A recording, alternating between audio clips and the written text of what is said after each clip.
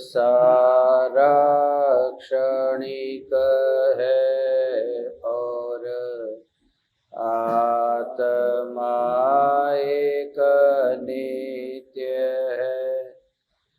आत्मा का अनुभव बस एकमात्र नित्य है।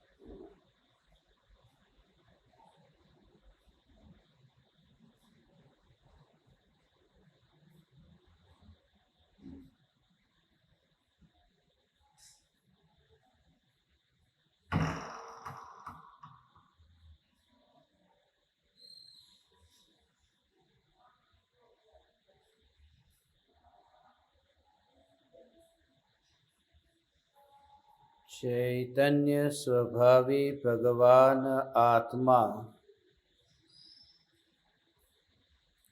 अनादि अनंत शुद्ध चैतन्य मात्र है। ज्ञान मात्र है।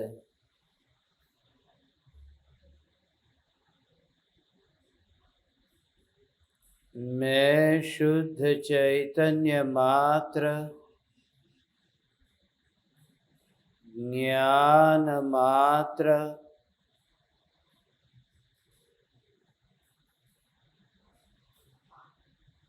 भगवान आत्मा हूँ।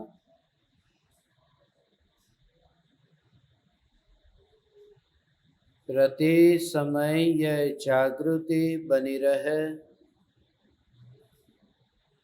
इस जागृति का नाम धर्म है। देह की प्रत्येक क्रिया के काल में और विकल्पों के बहते प्रवाह के काल में ज्ञानी को प्रति समय यह जागृति रहती है कि मैं चैतन्य तत्व इस देह के किसी भी क्रिया में और विकल्पों के बहते प्रवाह में कहीं भी मिला नहीं हूँ। ऐसा शुद्ध चैतन्य तत्व मैं हूँ। प्रति समय स्वयं की शुद्ध चैतन्य सत्ता का बोध आत्म जागृति ही धर्म है। चैतन्य तत्व की स्व संवेदन प्रत्यक्ष निर्विकल्प अनुभूति होते ही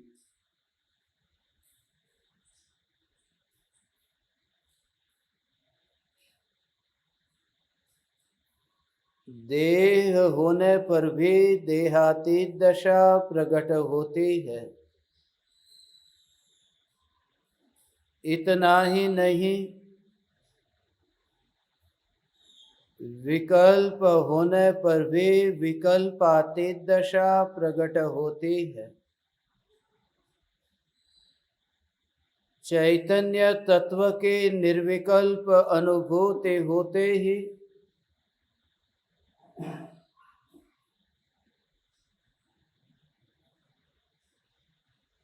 समस्त प्रकार के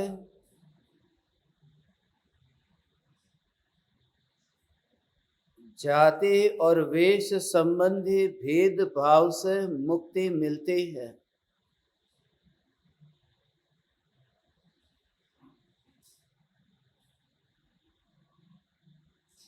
मैं सिद्धों की जाति का सिद्ध परमात्मा हूं,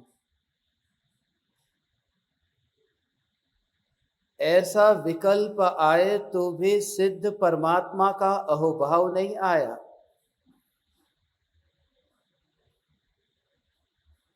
क्योंकि यहां तक भी उपमा चल रही है कि मैं सिद्धों की जाति का सिद्ध परमात्मा हूं। जब ये जोर आए कि मैं स्वयं ही सिद्ध हूं और स्वयं के सिद्धत्व को दृष्टि में लेते हुए अन्य कोई भी पराया दृष्टि में न आए, तभी सिद्ध परमात्मा का यथार्थ श्रद्धान होता है।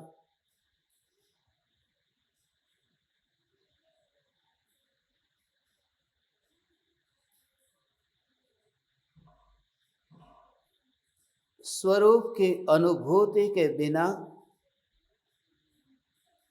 देह से ऊपर उठना होता ही नहीं है, हो सकता ही नहीं है। क्योंकि स्वरूप की अनुभूति होते ही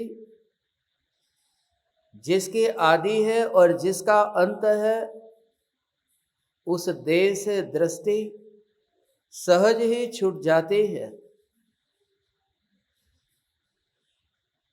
आत्मा की दृष्टि से देखो तो शूद्र भी परमात्मा है, और देह की दृष्टि से देखो तो ब्राह्मण भी शूद्र है। क्योंकि चमड़ा तो सभी का मलिन है। शरीर में मल मूत्र आदि मलिन पदार्थ भरे हुए हैं। देह स्वयं ही अशुचिमयी है, मगर देह अशुचिमयी है ऐसा दृष्टि में उन्हें ही आ सकता है जिन्हें ये दृष्टि में आया हो कि चैतन्य परमात्मा शौच स्वभावी है। 12 भावना में जो अशुचि भावना है, वह अशुचि भावना सिर्फ शूद्रों के लिए नहीं है।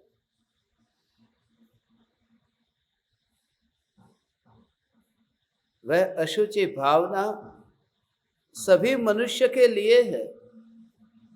यह देह ही अशुचिमयी है, मलिन है। देह तो अंततः देह ही है न। देह तो अंततः अनंत परमाणुओं का मिश्रण ही है न। फिर वह सुंदर देह भी क्यों न हो। आप कहोगे कि तीर्थंकर परमात्मा का देह तो मलिनता से रहित है। तीर्थंकर परमात्मा का देह तो इतना निर्मल हुआ है। निर्मल हो गया होता तो तीर्थंकर परमात्मा फिर उस निर्मल देह से मुक्त क्यों होते। फिर उस निर्मल देह में ही अनंत काल तक वास करना चाहिए था। देह अंततः देह है और देहातीत दृष्टि ही धर्म है।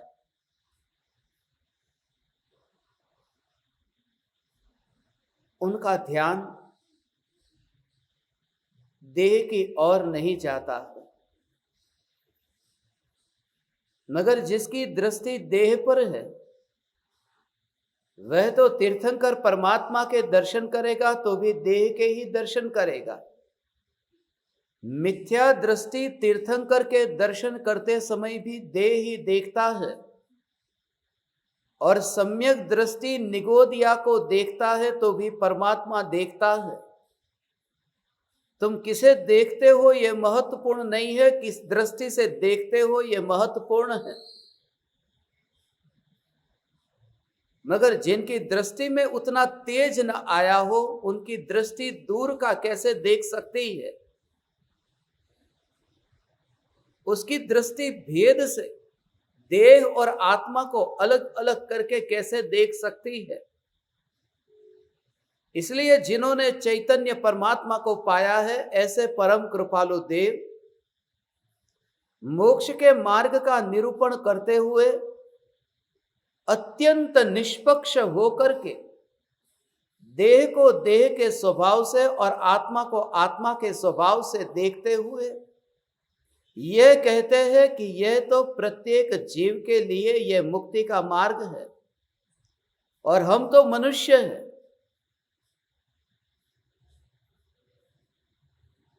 कौन मुक्ति पा सकता है?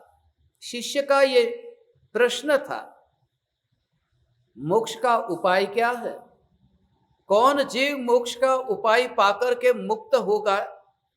उसका समाधान आज बहुत ही विराट दृष्टि से, फिर भी सूक्ष्म दृष्टि से परम कृपालु देव ने किया। 107वीं गाथा है।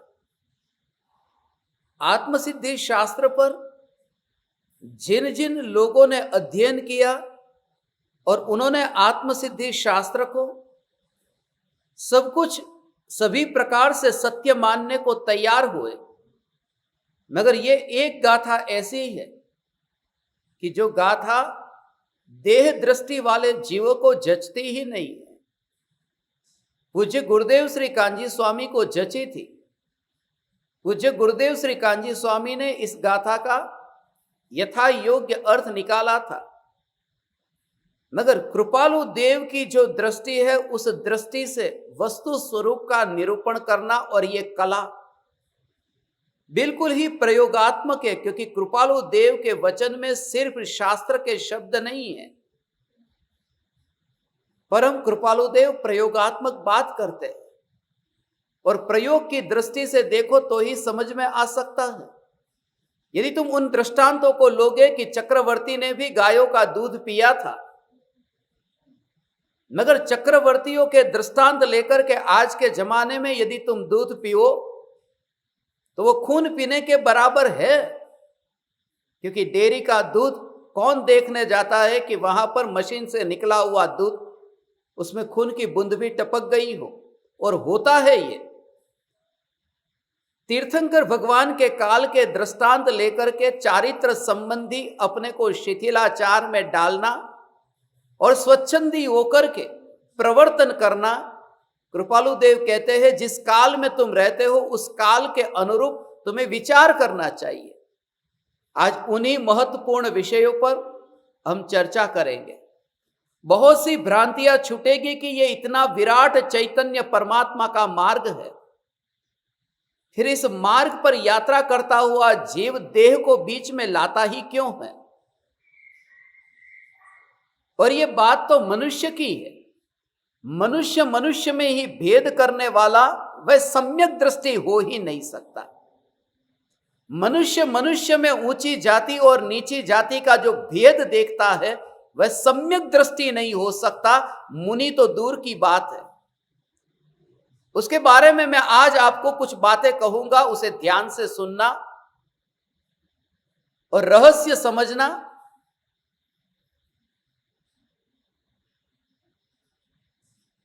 जो विचारशील व्यक्ति है वो इस भाव को समझ पाएगा। फिर से कहता हूं, जो लकीर के फकीर है उन्हें परम कृपालु देव के ये वचन समझ में नहीं आएंगे, मगर परम कृपालु देव ये कहते हैं।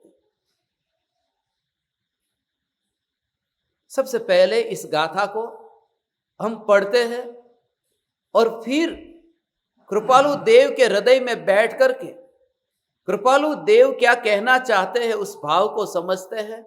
गाथा 107वीं है।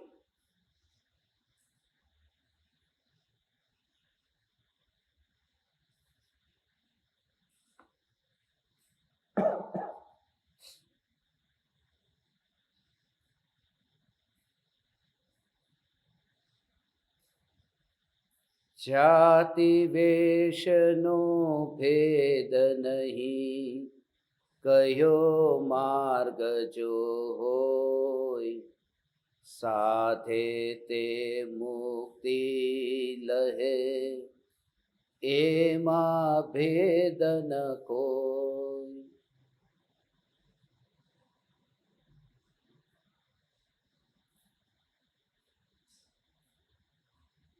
मोक्ष मार्ग में जाति और वेश का भेद नहीं होता है। जो जीव साधना करता है वह जीव मोक्ष पाता है, उसमें कोई भेदभाव नहीं होता। कितनी स्पष्ट बात परम कृपालु देव ने लिखी है कि मोक्ष मार्ग में जाति और वेश का पक्षपात, जाति और वेश का भेदभाव नहीं होता।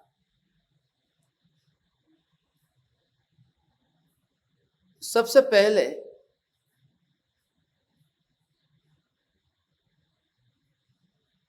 ये जातियां तैयार किसने की? किस जाति को ऊंची जाति और किस जाति को नीची जाति कहना? यदि कुल परंपरा से, यदि ये परंपरा से चला आ रहा है तो उसका भाव भी समझना। यदि बाप और मां, या आपने दो शब्द सुने होंगे, कुल और जाति। कुल का संबंध पिता के साथ कहा है, जाति का संबंध माता के साथ होता है। यदि दादा, यदि पिता ऊंचे पक्ष से हो तो कहते हैं कि ऊंचा कुल है। यदि मां, मामा, नाना ऊंचे पक्ष से हो तो कहते हैं कि ऊंची जाति का है। मगर ये ऊंचा कुल और ऊंची जाति ये आया कहां से? कैसे तुम कहोगे कि कौन ऊंची जाति वाला, कौन नीची जाति वाला?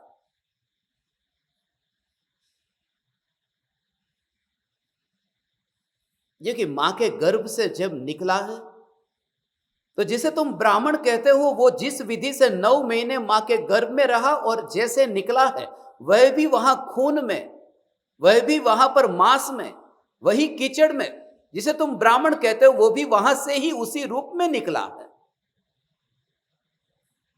यदि तुम देह से कहते हो तो देह तो दोनों का एक सा है, और यदि आत्मा से भेद पैदा करते हो तो आत्मा में भेद होगा कैसे, जो स्वयं परमात्मा स्वरूप है?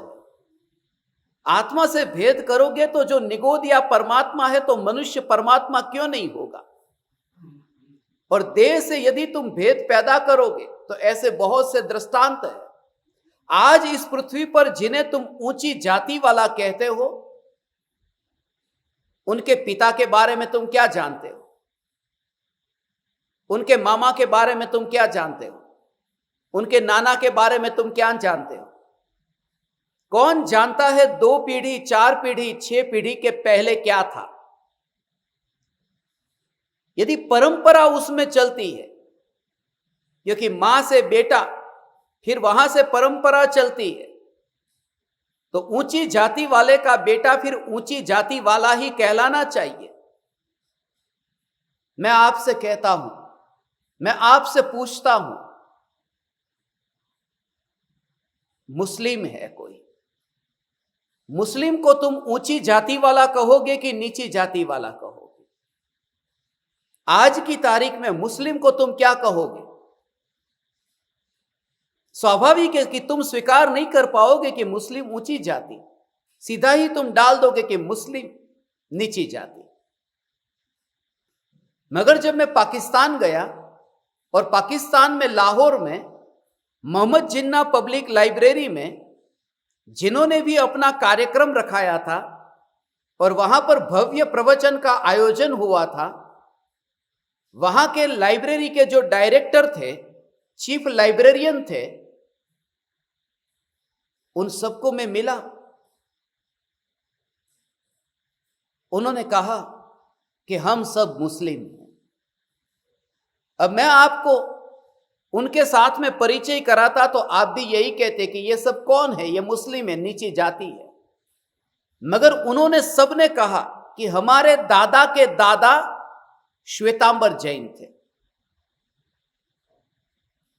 मगर जब भारत पाकिस्तान का जो बंटवारा हुआ था, उस बंटवारे के समय हम लोग यहां पर रह गए, फंस गए, निकल नहीं पाए और मार करके मुसलमान बनाए दिए गए।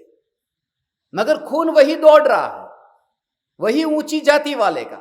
यदि शरीर की वजह से कोई ऊंची जाति वाला है तो शरीर तो वही खून से निकला निकला निकला वही तो है। ये समाज तैयार करता है, ये राजनीति जाति तैयार करती है, ये पक्षपात जो है ये सब मनुष्य के चित्त की विकृतियों में से पैदा होते हैं। और एक बात ये छोड़ो, ये तो पाकिस्तान तक जाने की मुझे जरूरत नहीं है। उमराला गांव में ऐसे मुसलमान हैं, उन मुसलमान की सरनेम नाथानी है। नाथानी, आपने ये सुना होगा, नाथानी सरनेम मुसलमान। वो नाथानी सरनेम कैसे बन गई? उनके परंपरा में उनके दादा के दादा, उनका नाम नाथा भाई था। नाथा भाई की जो संतान थी वो संतान संतान संतान से आते आते नाथा की संतान नाथानी हो गई। मगर आज वो मुसलमान के रूप में पहचाने जाते हैं, नीची जाति वाले के रूप में पहचाने जाते हैं।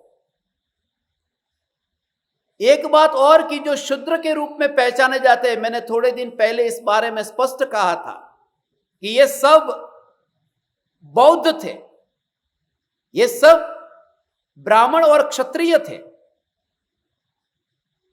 मगर उनका आचरण इतना नीचा हो गया कि आज वे शूद्र के रूप में जाने जाते हैं। जो ब्राह्मण और शूद्र थे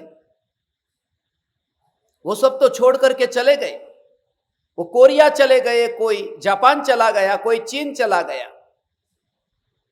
फिर तुम ये कहोगे कि जो छोड़ करके चले गए वो सब नीची जाति के,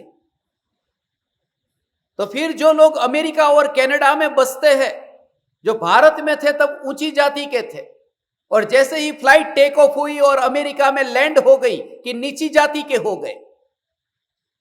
ये मनुष्य के चित्त की जो विकृति है, कृपालु देव कहते हैं मुक्ति के मार्ग में जाति और वेश का कोई भेदभाव नहीं होता। ये तो सिद्धों का मार्ग है, और जिसने भेद किया उसने समझा ही नहीं। कहीं ना कहीं हृदय में छुपा अहंकार रह गया था, वरना ये निरूपणा इस प्रकार की न होती। वरना तीर्थंकर परमात्मा की दिव्य ध्वनि को इतनी तुच्छ, इतनी हीन और चमड़े से नाप करके भेदभाव में विभाजित न करता। जिन्हें तुम ऊंची जाति वाला कहते हो वह गृहीत मिथ्यात्व का पोषण करे, वह तरह तरह के देवी देवताओं को भी पर्यूषण में देखना।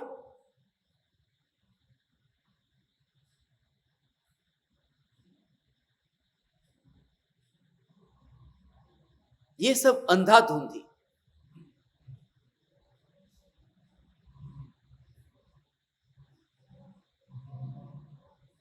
भारत देश गंगा को माता कहता है। गंगा को माता कहने वाला ये देश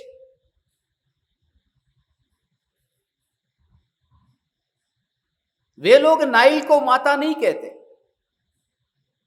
अमेज़न को माता नहीं कहते, मगर मैंने नाइल नदी को भी देखा है, अमेज़न नदी को भी देखा है, और मैंने गंगा को भी देखा है। दुनिया की सबसे अपवित्र, गंदी, कचरे वाली, कीचड़ वाली गंगा नदी के अलावा कोई नदी न देखी। जिसको माता कहा वो इतनी गंदी है, जो माता कहता है वो गंदी नदी है, और जो नदी को नदी मानता है वो इतनी पवित्र बहती है। मगर फिर भी अहंकार ये कहेगा गंगा हमारी माता है, और बाकी सब नदी नदी है।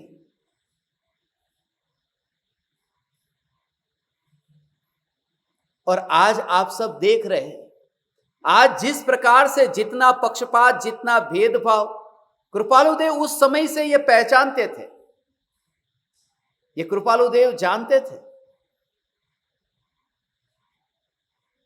फिर कोई कहता है कि नीची जाति में जो पैदा हुआ है वह मुनि नहीं हो सकता।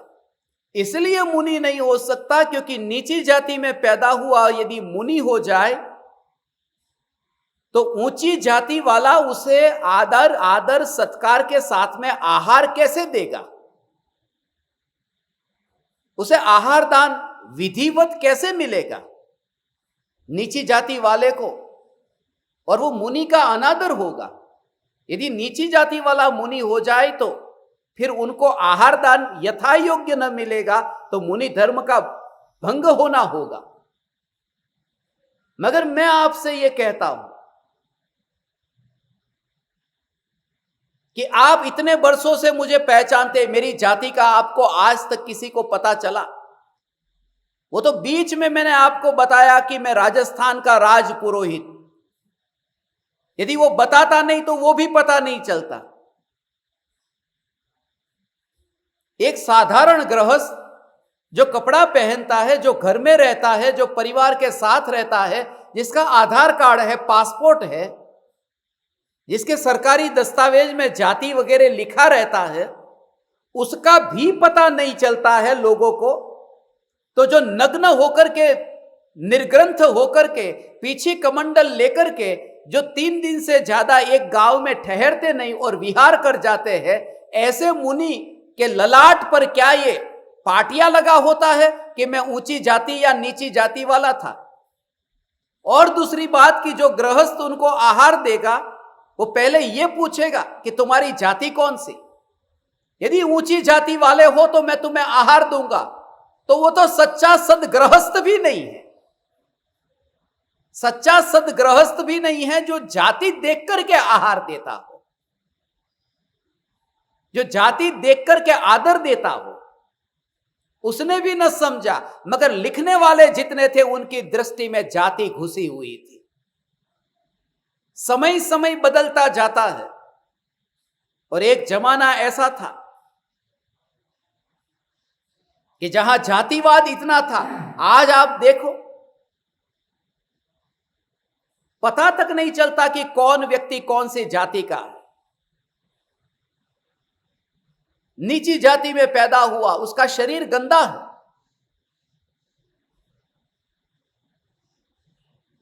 उसे भगवान की प्रतिमा को छूने का अधिकार नहीं है, मगर स्नान कर लिया हो तो अधिकार है।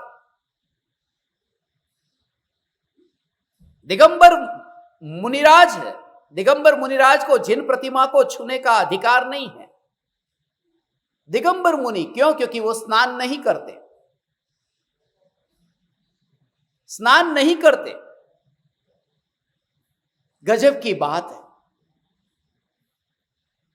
मुनिराज की प्रतिमा को तो मुनि छू सकते हैं कि नहीं?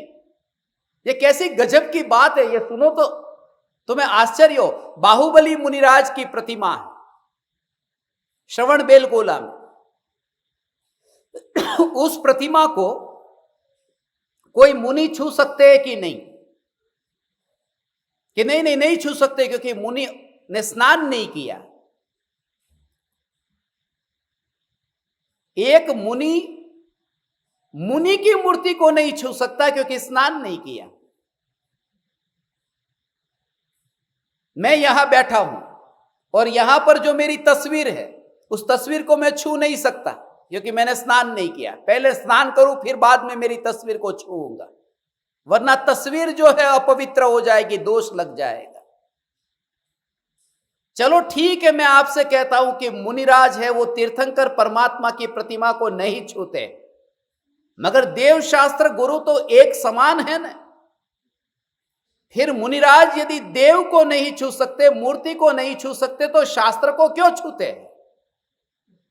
शास्त्र को क्यों छूते हैं? क्योंकि देव शास्त्र गुरु की तो पूजा की जाती है, और ये तो बिना नाये धोए मुनि शास्त्र को छूते नहीं है, उनके लिखे गए शास्त्र बन जाते हैं। स्नान किए बिना जो लिखा गया वह समयसार हो जाता है, मगर उस समयसार को कोई बिना स्नान किए छू ले तो अपवित्र हो जाएगा। थोड़ा भी विचार यदि कोई करे तो समझ में आ सकता है। हम धन्य भागी है, हे कृपालु देव, हमारी दृष्टि इतनी विराट हुई, आपने हमें दृष्टि दी है। हमारे पास सब कुछ था, हमारे पास मंदिर भी था, शास्त्र भी थे, हमारे पास में बड़े बड़े तीर्थ थे, हमारे पास सब था, मगर हमारे पास में दृष्टि नहीं थी, जो दृष्टि परम कृपालु देव ने हमें दी है।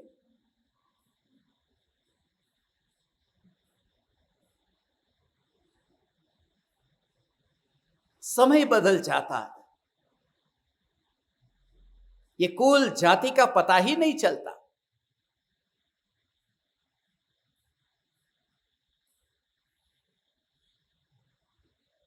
ऊंचे कुल वाला कोई भी निकृष्ट कार्य करे तो भी ऊंचा, ये जमाना पुराना वाला है। जो अंग्रेजों के जमाने में जैसे दब करके रहना पड़ता था, ऐसा ही है। ये जितना भी लिखा गया, आपने शास्त्र में देखा ना कि स्त्री नरक का कारण है, स्त्री नरक का द्वार है। ये कैसा कैसा लिखा स्त्रियों के बारे में, स्त्री के अंगों का कैसा निरूपण किया। स्त्री नरक में पटका देने वाली है, ऐसा लिखा है शास्त्र में। हो और ये किसने लिखा? ये जितने भी लिखने वाले हैं वे सब पुरुष थे, एक भी स्त्री नहीं थी। स्त्री लिखती तो वह भी लिखती कि पुरुष नरक का द्वार।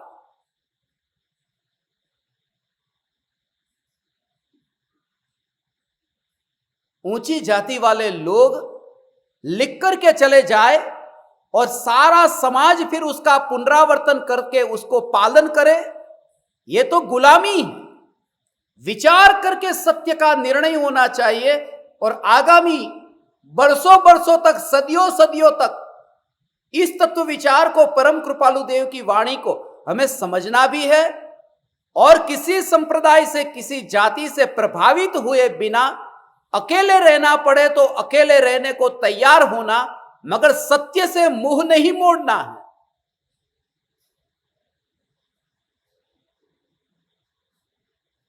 असली परंपरा क्या थी? मोक्ष के मार्ग में ये भेद कैसा? कुल और जाति ये सब दिखावा है और कुछ भी नहीं है। मैं आपसे पूछता हूं कि आप वेजिटेरियन रेस्टोरेंट में भोजन करते हैं कि नॉनवेज रेस्टोरेंट में भोजन करते हैं? आप कहेंगे कि हमने तो नॉनवेज रेस्टोरेंट में भोजन करना बंद कर दिया है,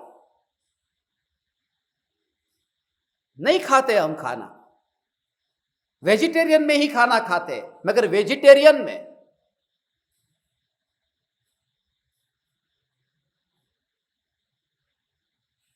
वहां पर लिखा है प्योर वेज, और तुमने मान लिया ये प्योर वेजिटेरियन है। वहां पहुंच गए तो प्योर वेजिटेरियन। आपको एक बात बताओ, दुकान पर नाम लिखा है रामकृष्ण प्योर वेजिटेरियन रेस्टोरेंट,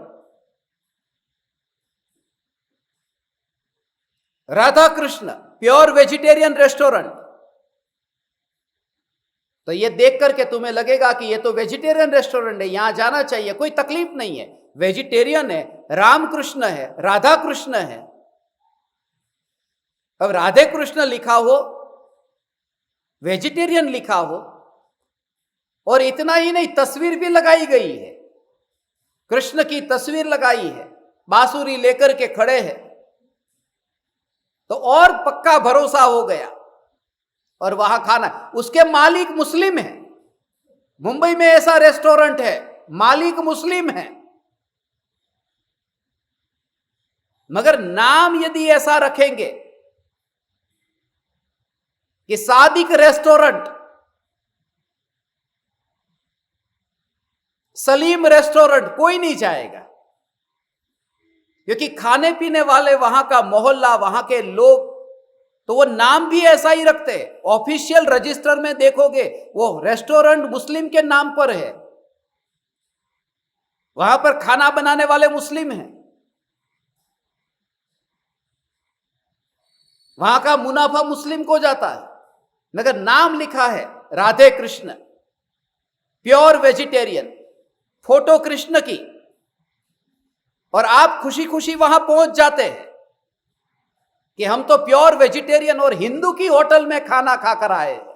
और मैं आपको बता दूं कि ये जो मालिक मुस्लिम है, वो तो उनके अल्लाह को मानते हैं इतनी भक्ति से कि किचन में जो वो लोग खाना बनाएंगे उस खाने के अंदर थूके बिना वो खाना उनका पवित्र ही नहीं होता, थूकते हैं पहले। जितने भी मुस्लिम रेस्टोरेंट है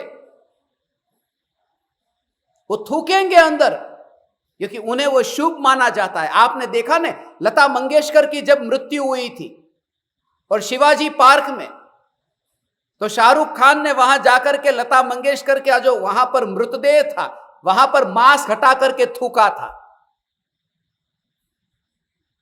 क्योंकि उनकी मान्यता में ऐसा है कि थूके ये पवित्रता है। अब तुम्हारी थाली में वहां आया, तुम क्या सोचते हो? Ramakrishna Radhe Krishna restaurant, pure vegetarian, Jain, Krishna भगवान की फोटो, राम की फोटो और खाना सुंदर अच्छी तरह सजाया हुआ और खाते हो, और मालिक मुसलमान वहां थूक करके अंदर खाना आपकी प्लेट में आया, किसी को पता ही नहीं चले कि मालिक कौन है और अंदर क्या किचन में क्या हुआ। इसलिए पहली बात तो यह कि रेस्टोरेंट का खाना बंद करना चाहिए।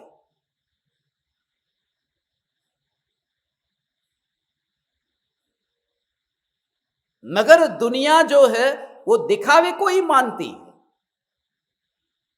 दिखावे को मानती है। एक व्यक्ति यदि पाकिस्तान से यहां पर आ जाए और आधार कार्ड चेंज कर दे,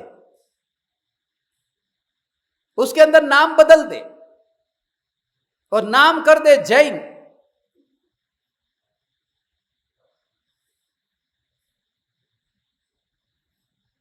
क्योंकि यदि जैन से वो सैयद हो सकते हैं तो सैयद से फिर जैन भी हो सकते हैं।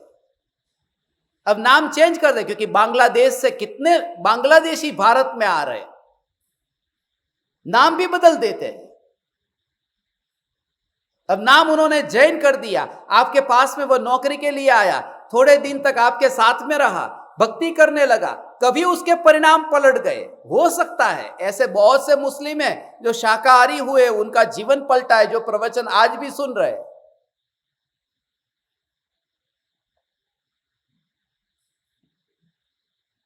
फिर वो तो मुनि धर्म अंगीकार करने का अधिकारी हो गया, क्योंकि उसके आधार कार्ड में जैन है।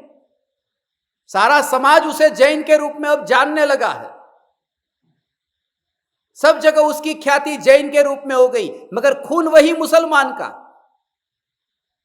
किसे तुम नीची जाति ऊंची जाति कहोगे? इसलिए कृपालु देव ये कहते हैं, जाति वेशनो भेद नहीं।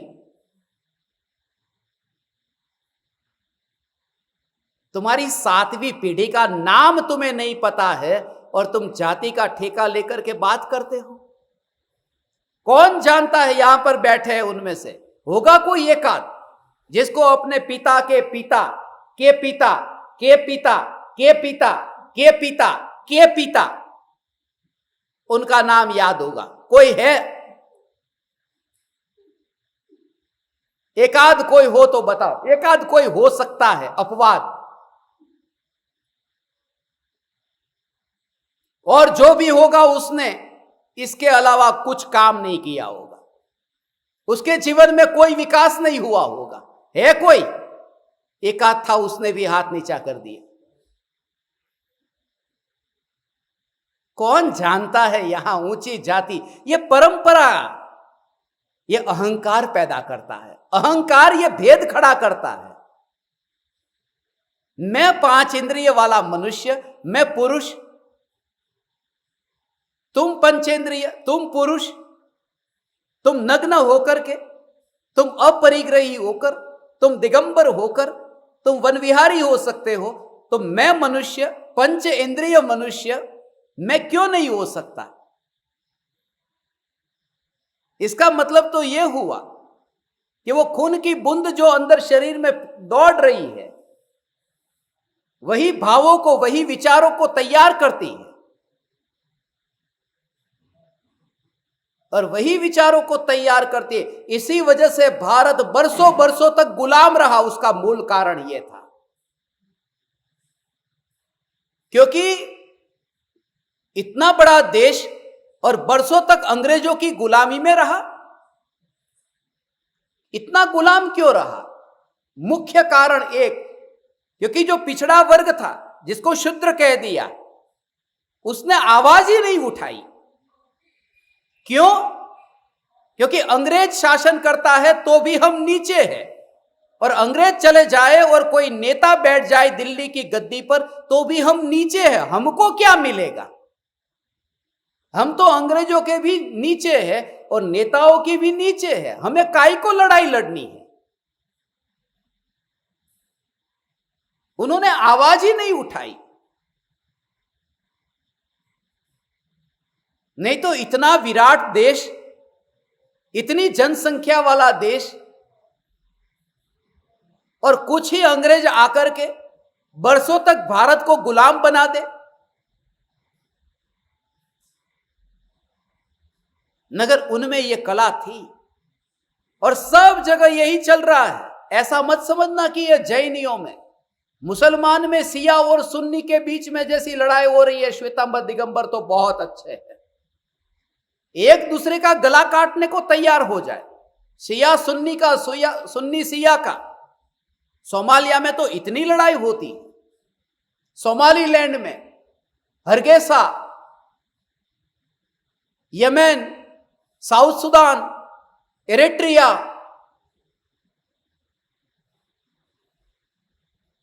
खाली थोड़ा बहुत फर्क था, परंपरा चली आ रही थी। जैसे एक बाप के दो बेटे हैं, एक गया उधर दूसरा गया उधर, फिर उसका वंश आगे चला, उसका वंश आगे चला, और दोनों एक दूसरे के शत्रु हो गए। इतना विराट धर्म मिलने के बाद में, हे कृपालु देव, आपने जो कला बताई हमारी हीनता ही मिटा दी। जाति वेशनो भेद नहीं, मगर जब ये गाथा भी नहीं अच्छी लगेगी, ये गाथा भी बुरी लगेगी संप्रदायवादियों को,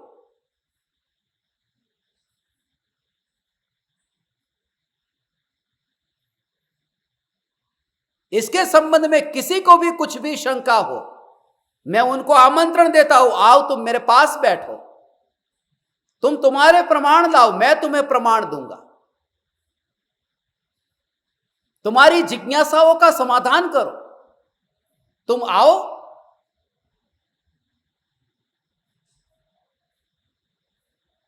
हम हमारे मन के विचारों से ही, अज्ञानता ऐसी ही है, वो कुछ दूसरा सोच ही नहीं देने देती। उसकी दृष्टि ऐसी, वो घोड़े की तरह हो जाती है, दोनों बाजुओं को देखते हैं, वो दूसरा देख ही नहीं सकता।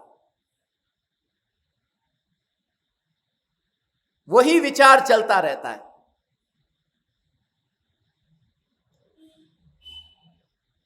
एक कहानी मुझे स्मरण में आई। एक आदमी अपने देश से परदेश गया था। परदेश में उसके सामने सबसे बड़ी द्विधा थी कि उसे वहां की भाषा नहीं आती थी। कुछ दिन वहां रहा मगर भाषा नहीं आती। एक बार रेस्टोरेंट में भोजन करने गया, भोजन अच्छी तरह से कर लिया पेट भर के।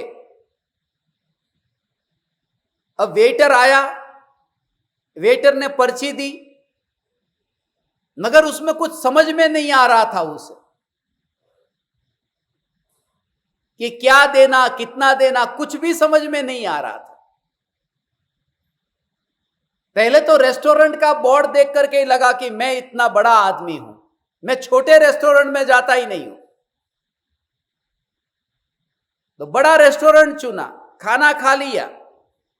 वेटर पैसा मांगता है, यह कुछ समझ ही नहीं रहा। जब नहीं समझ में आए तो वेटर ने उसका हाथ पकड़ा और ले गया वहां मैनेजर के पास में। तो इस आदमी को ऐसा लगा कि ये इतना अच्छी तरह से बात करता है, उसकी बातों से ऐसा लगता है कि मैंने कोई उत्तम काम किया है यहां खाना खा करके, तो वो मेरा सम्मान कराना चाहता है। तो वो चाहता है, कहते हैं ना कभी कभी आपके टीचर, कि तेरा सम्मान मैं नहीं करूंगा, प्रिंसिपल साहब तेरा सम्मान करेंगे, चल।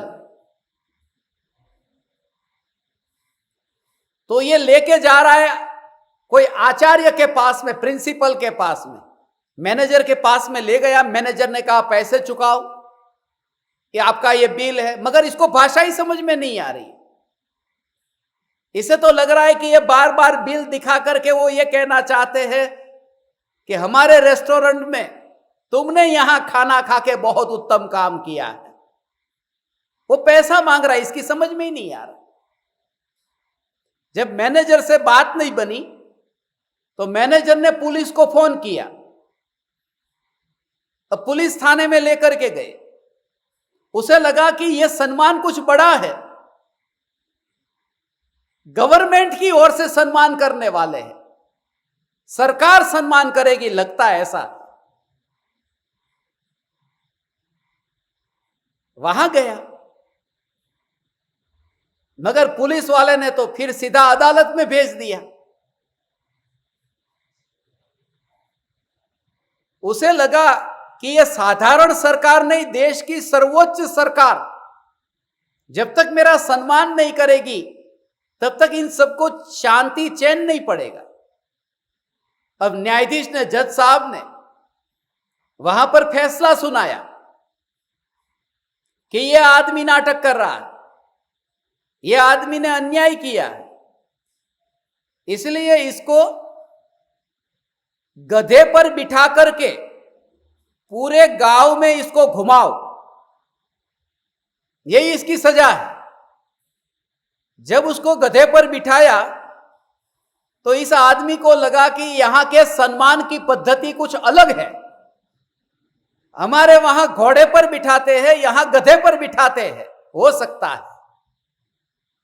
मगर उस समय उसे एक भाव आ गया कि परदेश में गधे पर बिठा करके सम्मान करे, उसमें मजा क्या है? क्योंकि मेरे देश में यह सम्मान होता तो सबको पता चलता, यहां मेरे देश का तो एक भी नहीं है। और जितने भी यहां पर हैं उनके सामने बड़प्पन दिखाने से लाभ क्या है? जिनको ये बड़ा हूं ये दिखाना था, उसमें से तो कोई भी यहां नहीं है, ये तो परदेश में हूं।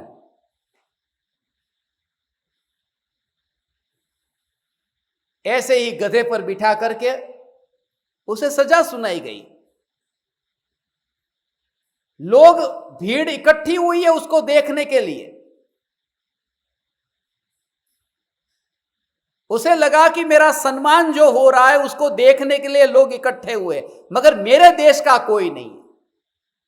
संजोग की बात ऐसी थी कि उसके देश का एक आदमी वहां था और वो देख रहा था। उसने इसको देखा, इसने उसको देखा, बस पता चल गया, उसको भी पता चल गया कि ये मेरे देश का है। मगर उसे देखने वाले को डर लगा कि यदि मैं यहां खड़ा रह करके देखूंगा तो आसपास में जो भीड़ में लोग देख रहे हैं उनको भी पता चल जाएगा कि मैं इसी के देश का हूं, तो मेरा भी यहां जीना मुश्किल हो जाएगा। इसलिए ऐसा करता हूं कि मैं धीरे से छुप करके खिसक जाता हूं और बच जाता हूं। इसने गधे पर बैठ करके उसको देख लिया। इसको लगा कि मुझे पक्का भरोसा था कि जहां मेरा सम्मान होता है वहां मेरे देश वाले बर्दाश्त ही नहीं कर पाएंगे। उसे जेलसी हुई, ईर्ष्या हुई है, इसलिए मुझे देख करके ही वो चुपचाप देखो सरक गया।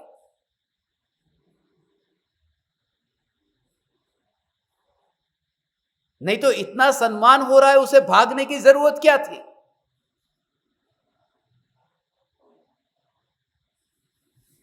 कहानी का अंत यह है,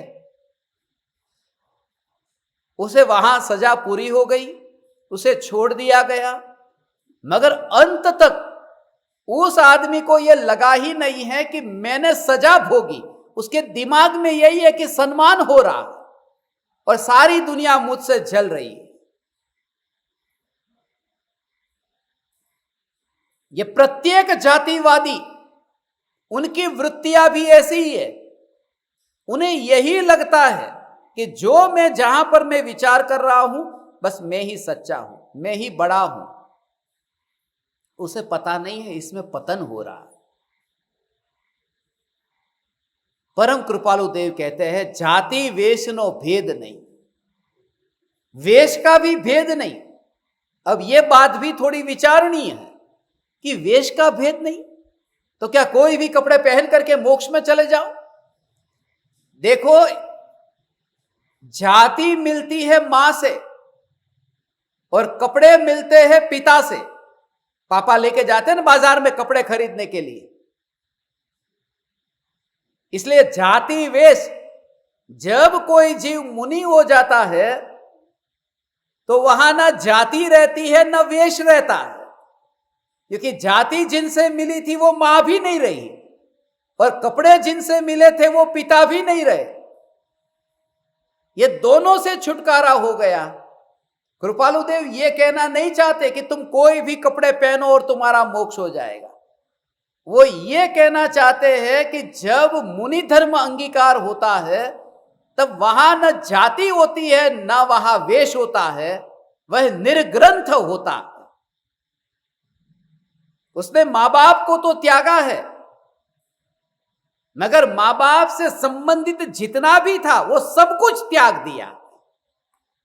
मां बाप के द्वारा प्राप्त हुई जाति भी वही त्याग दी है और मां बाप के द्वारा मिले हुए कपड़े भी वही त्याग दिए। मगर यह समझ में नहीं आता कि पुरुष मोक्ष में जा सकता है, स्त्री नहीं जा सकती। शास्त्रों में लिखा है पुरुष का भी मोक्ष है, स्त्री का भी मोक्ष है, नपुंसक का भी मोक्ष है।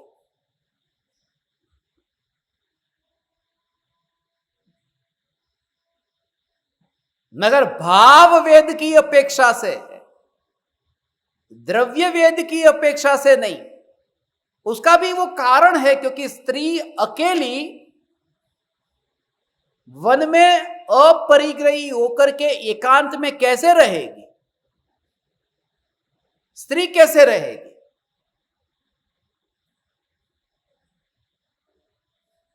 इसलिए स्त्री के लिए, सीता के लिए सबसे ऊंची दशा थी वो इतनी ही थी कि सीता ने व्रतादि अंगीकार किए, आर्जिका हुई, मगर नग्नता तो नहीं, क्योंकि स्त्री नग्न नहीं होती। वो पूर्व की ऐसी माया का फल भोग रही है जिसकी वजह से वो निर्ग्रंथ नहीं हो पाती।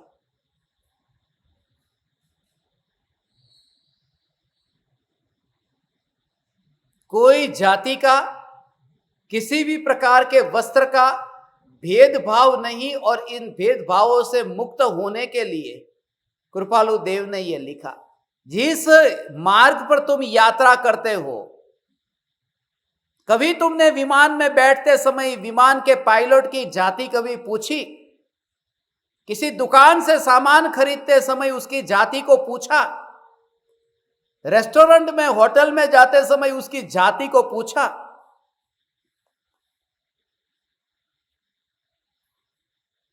मुंबई में ही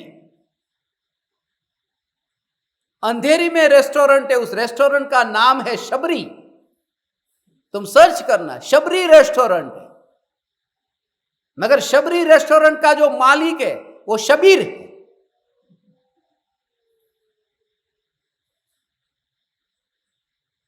मैंने खुद ने जाकर के, क्योंकि पहले तो मैं रेस्टोरेंट में जाता था ना, तो देखता था कि अरे ये रेस्टोरेंट का नाम शबरी है और अंदर सब नॉनवेज। पता चला बाद में कि ये शबरी का मालिक तो शबीर है। गलती से शबरी के बदले में, ये शबीर के बदले में शबरी तो नहीं लिखा होगा ना? कौन देखने जाता है? ये जो शंका थी शिष्य की, वो जो 94 नंबर की गाथा थी, उस गाथा में हम वापिस लौटते हैं।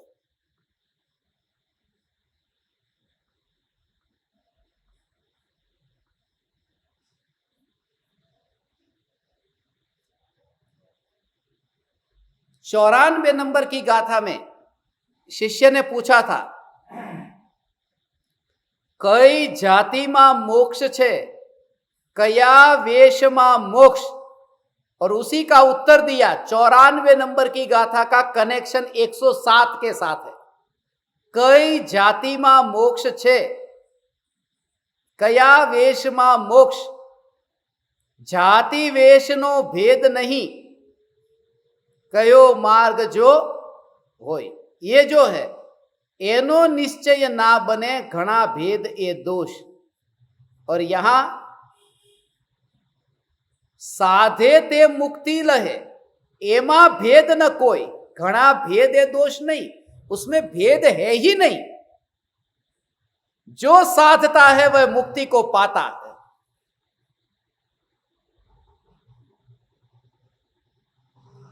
ये जितने भी भेद खड़े किए हैं ये साधकों ने नहीं किए। साधक के पास तो समय ही नहीं है। और मैं आपसे एक बात पूछता हूं, आप सभी ज्ञान दीपकों से अपने अपने हाथ खड़े करना। मैंने 2-3 दिन पहले यहां से एक बात कही थी कि ज्ञान दीपकों में यहां पर अलग अलग के फूल खिले हुए हैं। उनमें कोई फूल ऐसा भी है जिसे दुनिया नीची जाति में पैदा हुआ ऐसा कहती है। समझो कोई शूद्र जाति में पैदा हुआ, समझो, और यहां ज्ञान दीपक प्रज्वलन आत्म साधना करता है। उसने चैतन्य की पुकार को सुना, उसके हृदय को छू गई बात, उसका प्रयोग चला, चिंतन चला, और उसका परिणाम यह आया कि उसमें सम्यक दर्शन प्रकट हुआ, वैराग्य हुआ, उसमें शरीर में शक्ति थी, उसमें परिणति निर्मल हुई। उसने स्वरूप की साधना के बल पर मुनि धर्म अंगीकार किया, और वह मुनि रास्ते पर विहार करता हुआ निकला। अब मैं आप सभी ज्ञान दीपकों से कहता हूं, वह जो शूद्र जो ज्ञान दीपक कवि था वह मुनि हो गया है। मैं आप सभी बनियों से, ऊंची जाति वालों से, ये आप सबसे पूछता हूं, आप में से कौन कौन आहार दान देगा? आप मुझे हाथ ऊंचा करके बताओ।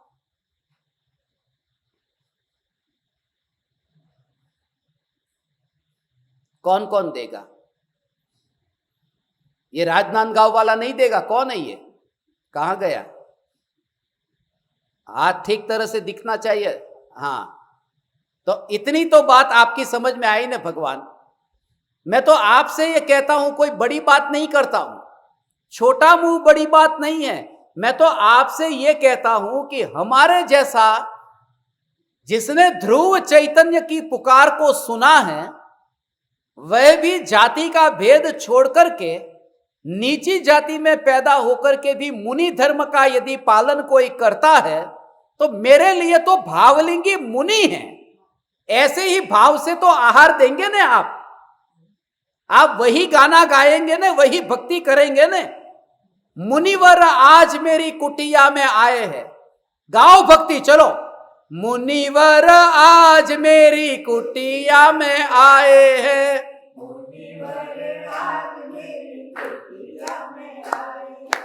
मुनिवर आज मेरी कुटिया में आए हैं, ते फिरते चलते फिरते सिद्ध प्रभु आए हैं। मुनिवर मुनिवर आज मेरी कुटिया में आए हैं, मुनिवर आज मेरी कुटिया में आए हैं। यही तो देखोगे। और मुनिराज जब आत्मा के ध्यान में लीन होंगे और अपनी चैतन्य की मस्ती में मस्त होंगे तो क्या यह दिखाई देगा कि वो कीचड़ में खेल रहे हैं क्योंकि शूद्र थे? क्या गाओगे? होली खेले मुनिराज शिखर वन में, रे अकेले वन में, मधुवन में, मधुवन में आज मची रे होली, मधुवन में। यही तो गाओगे और हमारी यह मस्ती होगी। मेरे को गाना आता नहीं मगर भाव इतने हैं, इतने भाव है। कि जहां वितरागता और वितराग परिणति हो, वहां जाति का विकल्प ही कैसे पैदा हो सकता है भगवान?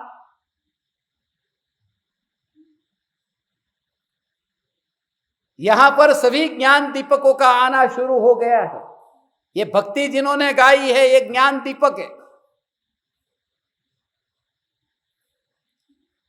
आप सब अब जल्दी जल्दी अपना सूटकेस लेकर के निकल जाओ।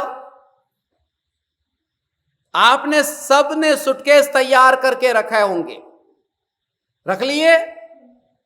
और मैंने आप सबके लिए पीछी कमंडल तैयार रखे। आप वहां से निकलो, मैं यहां से निकालूंगा। तैयार? एक बार हाथों निकले, तैयार?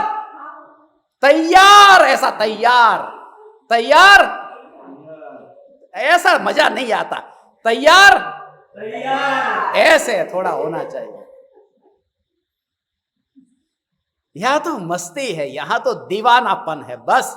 और जो सुबह चर्चा चली, कहा तुम भगवान कैसी बातें करते हो कि पर्याय पर्याय का ही वेदन करती है, द्रव्य का नहीं करती।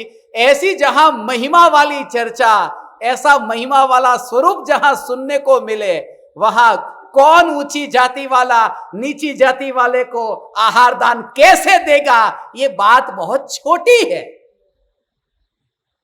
ये नीची दृष्टि को सिद्ध करती है। यहां तो तीन लोक के नाथ परमात्मा, जहां पर्याय में ध्रुव न्यायक नहीं आता। हां, स्त्री पुरुष का इतना भेद है कि मुनि स्त्री से दूर रहते हैं, मगर जो मनुष्य पुरुष पुरुष होकर के भी, और उसमें भी जो इतना भेद का भाव खड़ा करना, ये नीची सोच है। हे ज्ञान दीपक, आज तुमने वादा किया है, मुनिराज को मुनिराज के रूप में ही देखेंगे।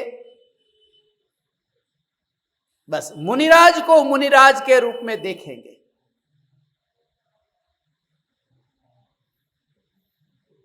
नहीं तो मुनिराज को तुम आधार कार्ड मांगोगे? पहले आधार कार्ड दिखाओ, उसके बाद में फिर हम खाने का सोचते हैं। उसके बाद में बाजार से नारियल खरीदूंगा कि नवधा भक्ति करूं या न करूं, 3 प्रदक्षिणा करूं या नहीं। पहले आधार कार्ड दो, पहले जाति का प्रमाण पत्र दो, उसके बाद में नारियल की, उसके बाद में चावल की, ये सब बाद में सोचूंगा, पहले ये लाओ। ये नीची सोच है, ये मिथ्या दृष्टि है। इसलिए संप्रदायवादी को यह बात जचेगी नहीं, मगर जबरदस्ती जचानी भी नहीं है। ये तो जो सुनना चाहता है उन्हें कहनी है, जो समझना ही ना चाहे उन्हें क्या समझाए।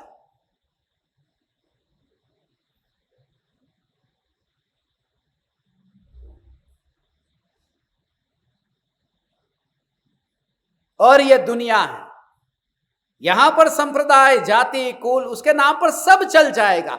ये सत्य चैतन्य स्वरूप जो है, उसे सुनने वाले, समझने वाले और चुनने वाले कुछ ही विरले जीव होंगे। बाकी यहां सब कुछ हो जाता है, पूजा करने वाले मिल जाएंगे, फिर ऐसा लिखने वालों की पूजा करने वाले मिल जाएंगे। क्योंकि इस देश में, इस दुनिया में सब कुछ हो सकता है।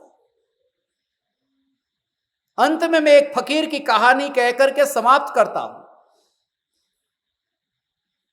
एक फकीर हज के लिए गया। उसके पास एक गधा था। उसने अपने शिष्य को वो गधा दिया और कहा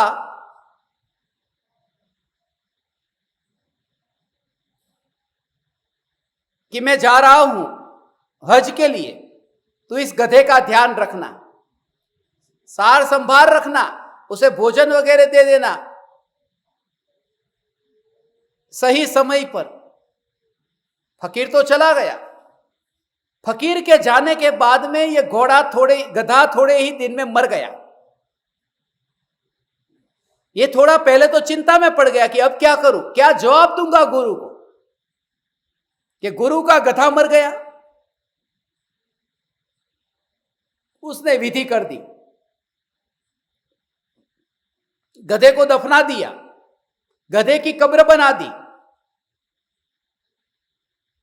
और लोगों के सामने यह घोषणा की कि यह फकीर का गधा है, ऊंची जाति का, और इस गधे की कोई पूजा करेगा उसके सब बिगड़े हुए काम पूरे हो जाएंगे। अब 10 में से 5 के पूरे होते, जिनके 5 के पूरे होते वो फिर और प्रचार करते, जिनके पूरे नहीं होते वो घर पे जाके बैठ जाते। तो ऐसे ही जिनके फिर पूरे होते और फैलता फैलता ज्योतिष ऐसे ही तो चलता है।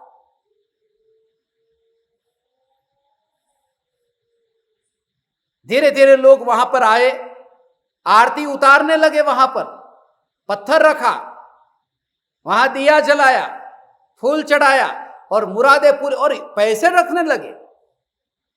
इतने पैसे वहां पर डालने लगे दान पेटी में।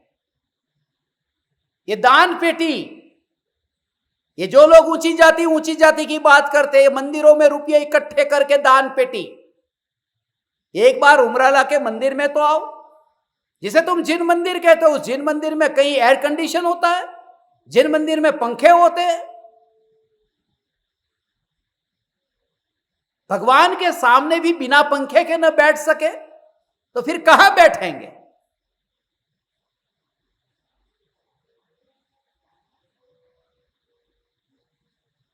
गधे की पूजा करते करते लोगों ने बहुत दान दिया, इतना पैसा इकट्ठा कर लिया, यह फकीर का शिष्य तो पैसेदार बन गया। गुरु फकीर हज पूरी करके वापस लौटा, उसने देखा इधर उधर गधा कहीं नहीं है, मगर उसका शिष्य इतना धनवान हो गया है।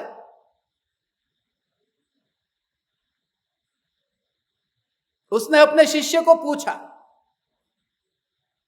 कि इतना पैसा कहां से आया तेरे पास में? अभी तो बताया नहीं था कि आपका जो गधा था वो मर गया। पहले तो थोड़ी बस आता है, ऊपर वाले की मेहरबानी है।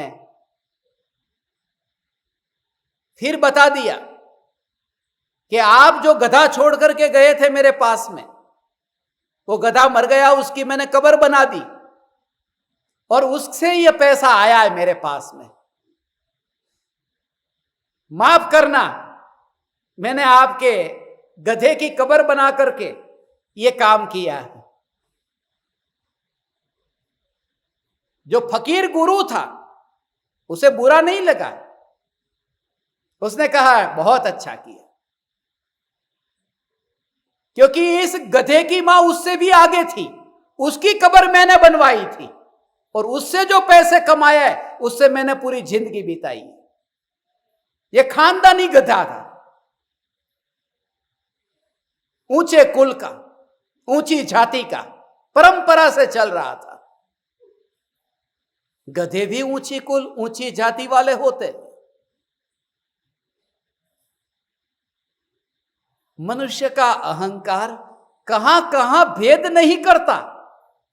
हम धन्य भागिए, हे परम कृपालु देव, आपकी शरण में हम आ गए। जाति वेशनो भेद नहीं। मैं सिद्धों की जाति का हूं। यह अंत में जाने से पहले सार, जाति वेशनो भेद नहीं। क्या मैं सिद्धों की जाति का हूं जिसमें पर्याय का वेश ही नहीं है, इसलिए त्रिकाल सिद्ध हूं। सिद्धों की जाति का तो पर्याय वाला सिद्ध हो गया, सिद्धों की जाति का कहते ही पर्याय वाला सिद्ध हो गया, मगर उसमें पर्याय का वेश नहीं है। ऐसा बिना वेश का दिगंबर जो द्रव्य है, ऐसा ध्रुव न्यायक जो स्वयं ही निर्ग्रंथ द्रव्य है, यह दिगंबर चैतन्य द्रव्य, यह मैं हूं और इसी के आश्रय से मोक्ष का मार्ग है और मोक्ष है। उसे कहते हैं जाति वेश नो भेद नहीं। कि स्वरूप में जाति भी नहीं है और वेश भी नहीं है।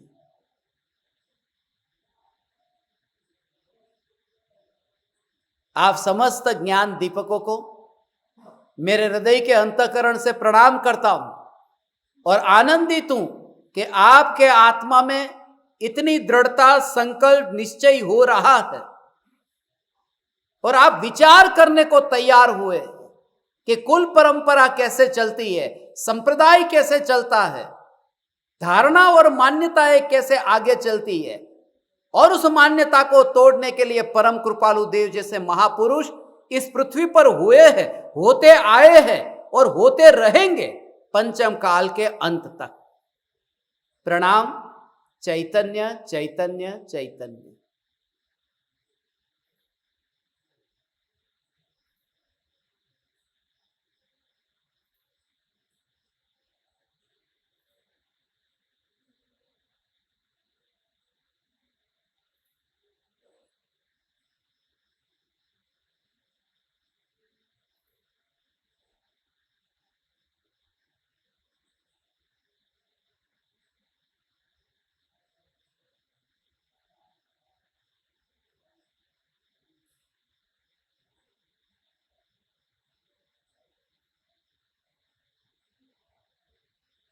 अहो अहो श्री सद्गुरु करुणा सिंधु अपार, इस पामर पर प्रभु किया अहो अहो उपकार, अहो अहो उपकार। देह सहित जिनकी दशा वरते देहातीत, उन